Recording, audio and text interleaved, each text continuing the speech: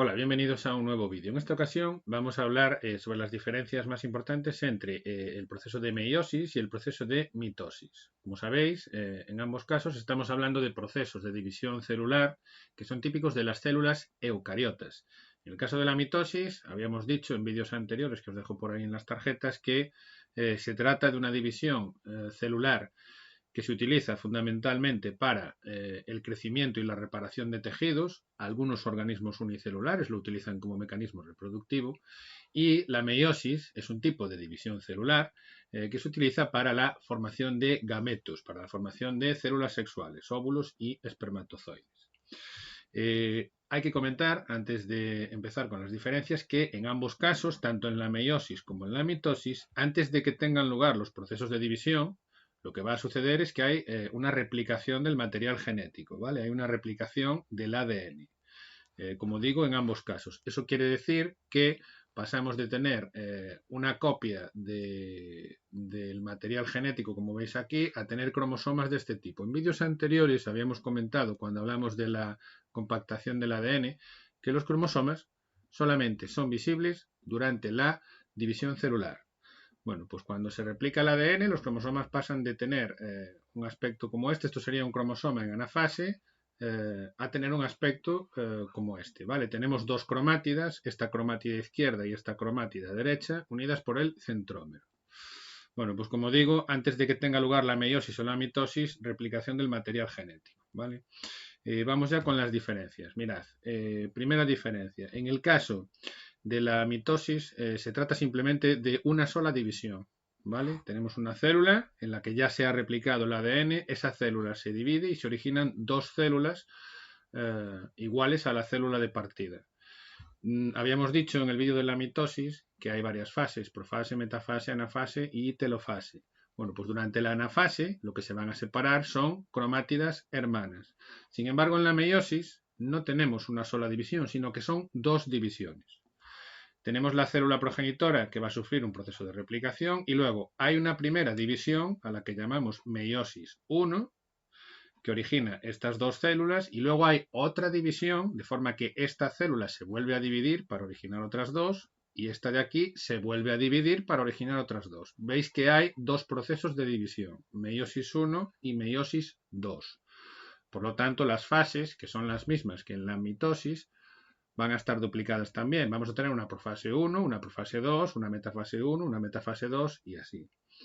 Lo que ocurre en la meiosis es que en la anafase 1, es decir, en la anafase de la primera división meiótica, se nos van a separar cromosomas homólogos, mientras que en la segunda división, en esta de aquí, se nos van a separar cromátidas hermanas.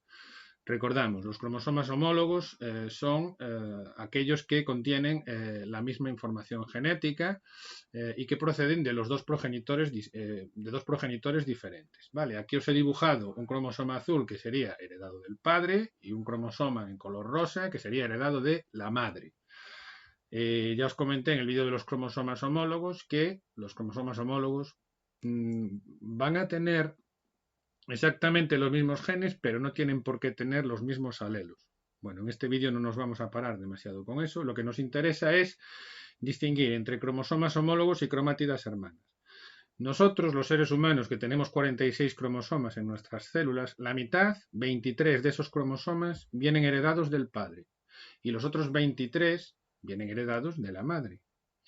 Esto de aquí serían dos cromosomas homólogos, y dentro de cada cromosoma, si cojo el cromosoma y lo parto por la mitad siguiendo esta línea naranja que veis aquí, lo que voy a tener son dos cromátidas hermanas. Esto sería una cromátida y esto sería otra cromátida.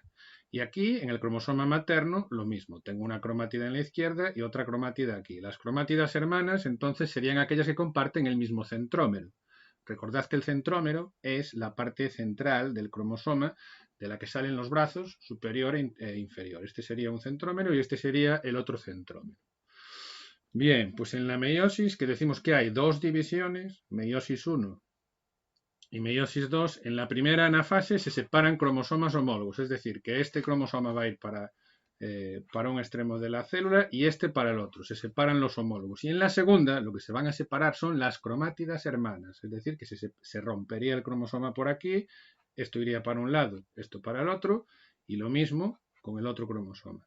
Otra diferencia que afecta a los dos procesos es que la meiosis, al ser una división celular que tiene lugar para la formación de gametos, óvulos y espermatozoides, granos de polen si es que estamos hablando de vegetales, es una división que solamente ocurre en las células sexuales o en las células germinales, porque lo que se pretende es formar gametos, mientras que la mitosis es una división que ocurre en células somáticas. Vale, habíamos dicho que la mitosis se utiliza para el crecimiento y regeneración de tejidos.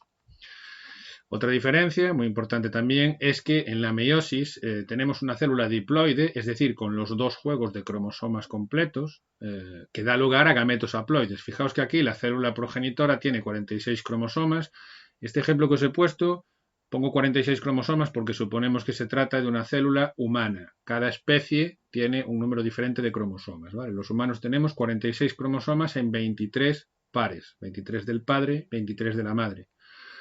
Pues en la meiosis, esta célula progenitora con 46 cromosomas, decimos que es diploide porque tiene los dos juegos, el juego de cromosomas paterno y el materno, después de los dos procesos de división va a originar células haploides. Fijaos que tienen la mitad de cromosomas, 23 cada una, y al tener un solo juego de cromosomas decimos que son haploides.